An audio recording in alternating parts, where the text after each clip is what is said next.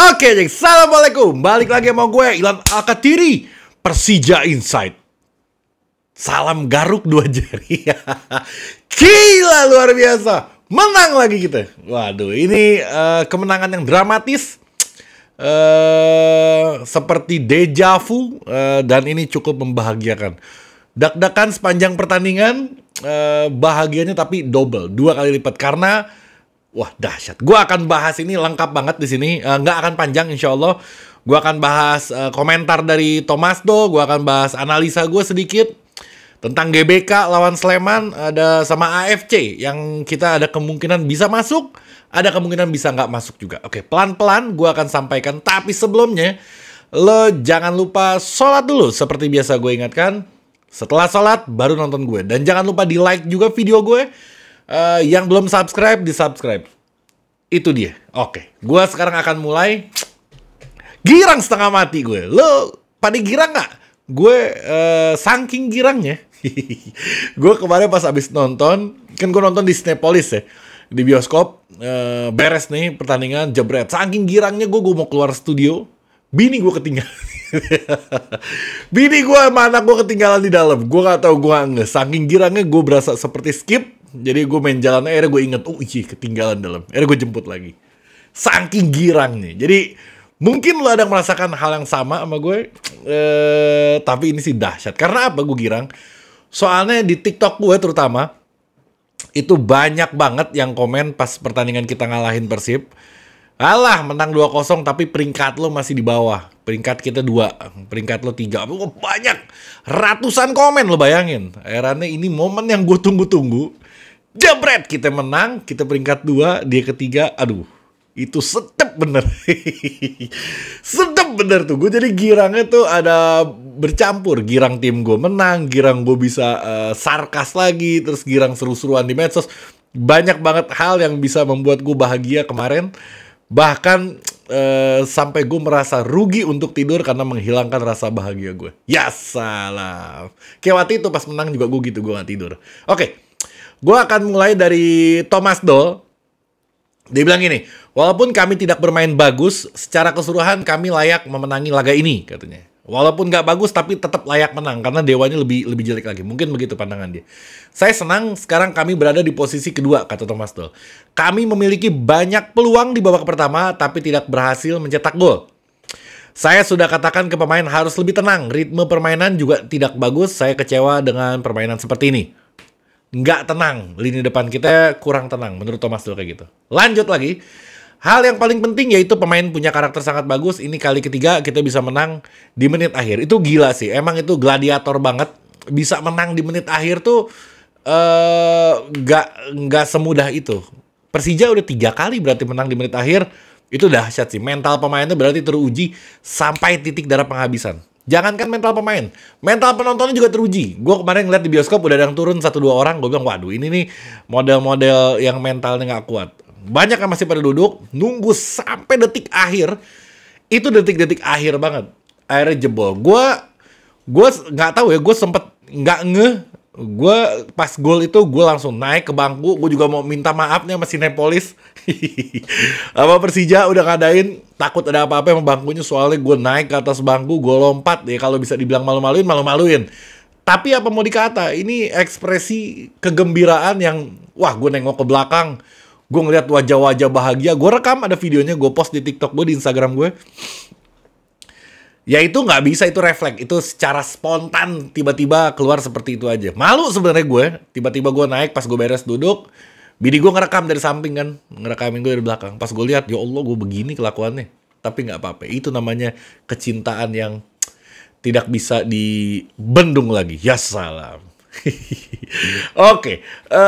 Tadi sampai mana? Kejadian seperti itu tapi gini.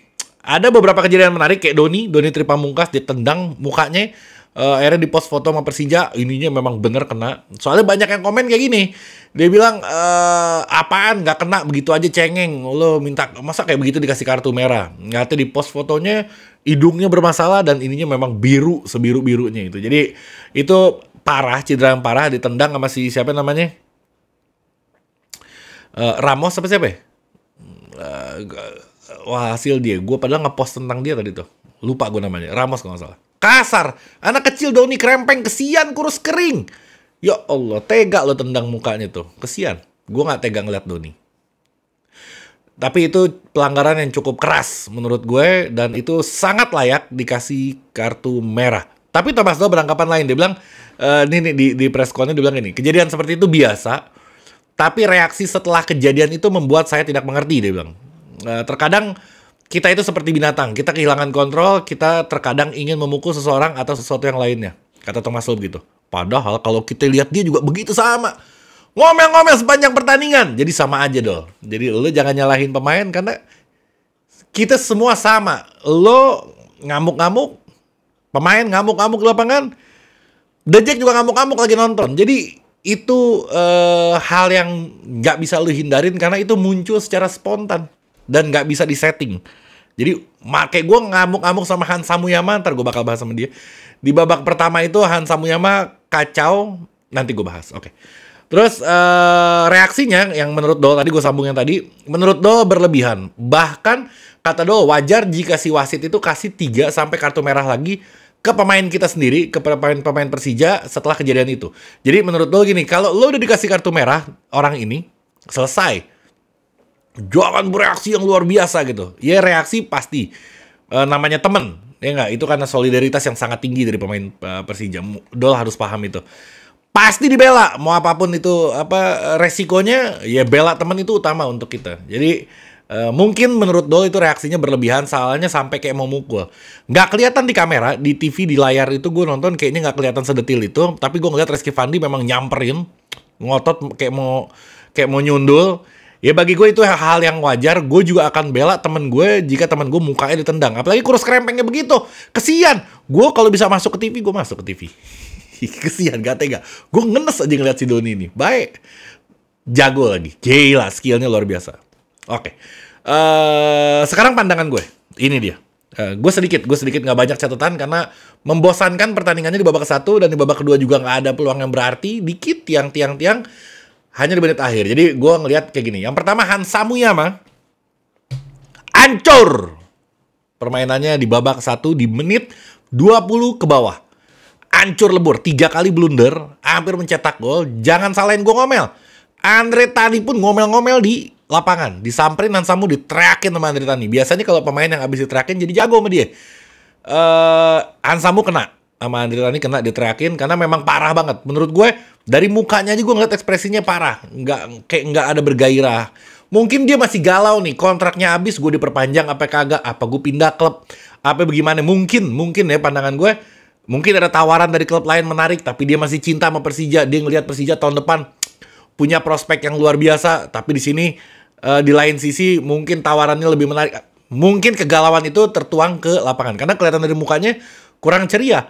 Tapi mungkin bisa jadi dia sudah merubah keputusannya karena pertandingan kemarin. Keren, di menit akhir dia bisa mencetak gol walaupun bukan tugasnya mencetak gol. Bagi gue gol itu ya nggak Hansamu, ada orang lain yang mencetak gol. Jadi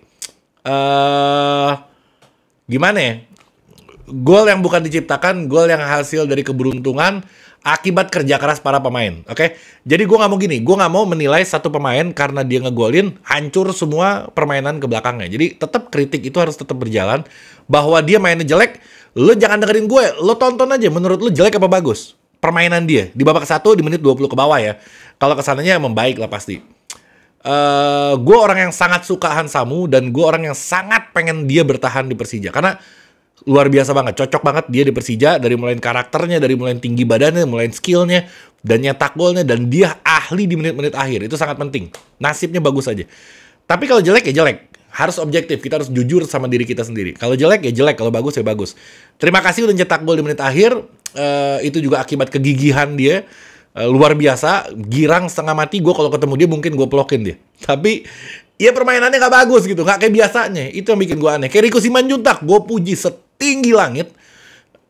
Tapi kemarin jelek mainnya. Ya mau gimana, masa gue bisa bilang bagus? Jelek banget mainnya, bahkan sampai diganti sama si Thomas Doll. Memang mainnya hancur banget Rico Simanjuntak kemarin.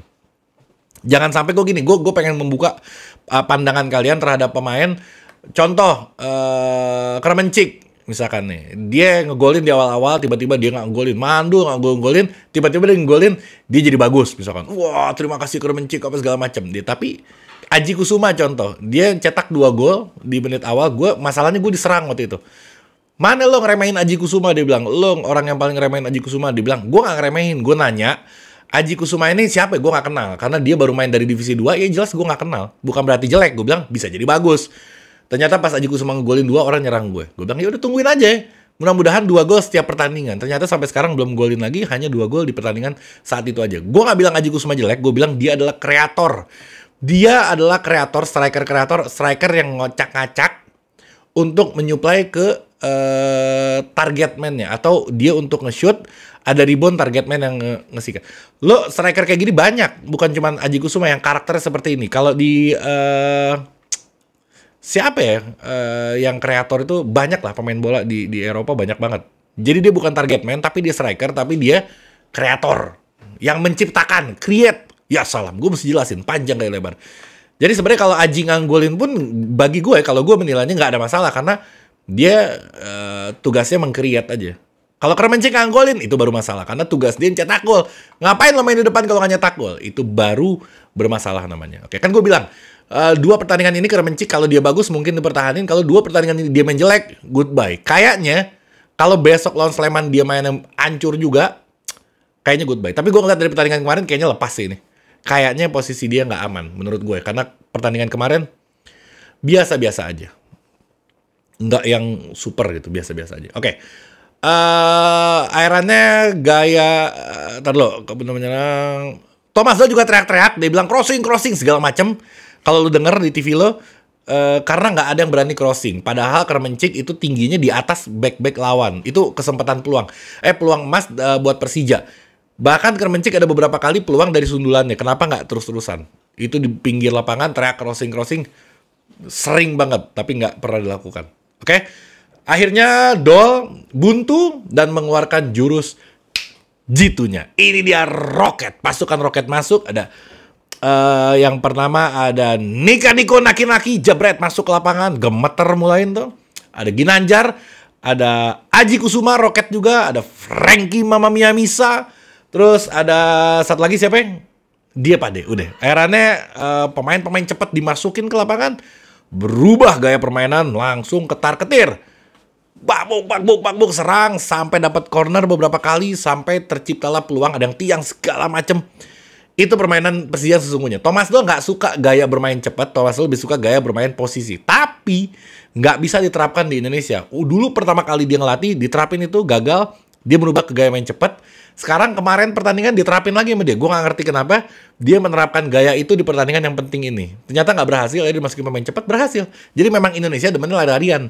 Nggak bisa dipakein strategi. Thomas Doll harus mengikuti kita, jangan kita yang mengikuti Thomas Doll. Itu sebenarnya salah. Tapi mau nggak mau begitu adanya kondisi di Liga Rwanda. Ya salah. Oke, permainan cepat tadi udah segala macam. Sekarang gue mau sedikit bahas peluang kita atau peluang gini ya, peluang peringkat 2 ke Asia. Gue nggak mau bilang Persija, gue nggak mau bilang Persib karena dua-duanya masih punya kesempatan yang sama gitu. Kalau Persija bertahan, gini aja, Persib kalah kita aman, ya nggak? Kalau kita menang kita aman. Tapi kalau kita kalah, kita mesti nungguin Persib kalah. Itu deg-degannya, nangis dayak lo bisa-bisa lo. Oke. Jadi gini, kita di posisi standby. Standby itu dalam artian, kan PSM lawan Bali nih. Juara kemarin diadu sama juara sekarang.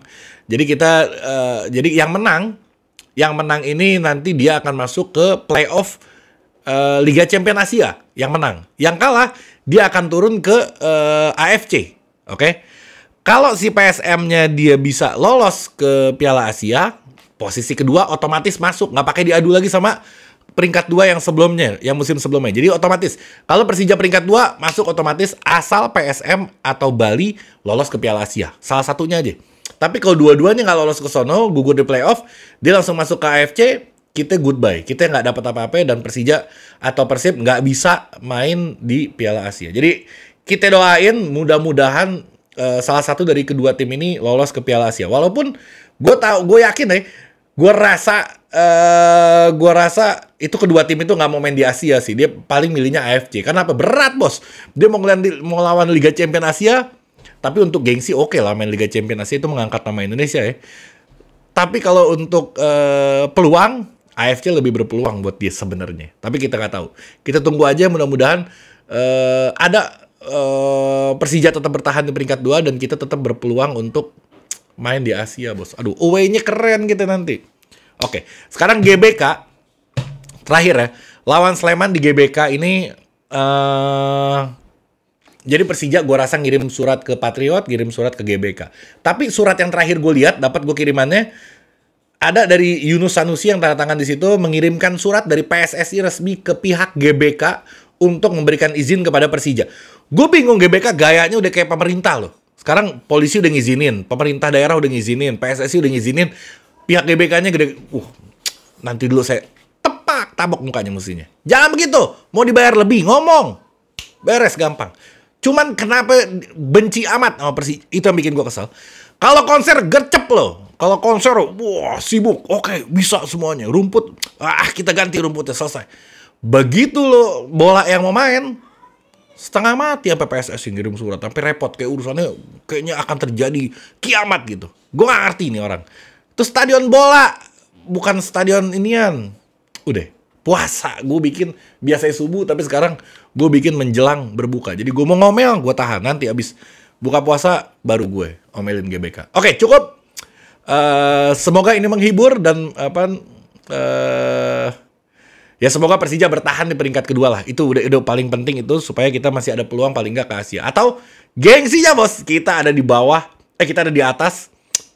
Ini bawel sih masalahnya. Jadi gue nggak mau nyinggung juga bingung. Udah puasa, oke. Sekian video dari gue, Persija Insight.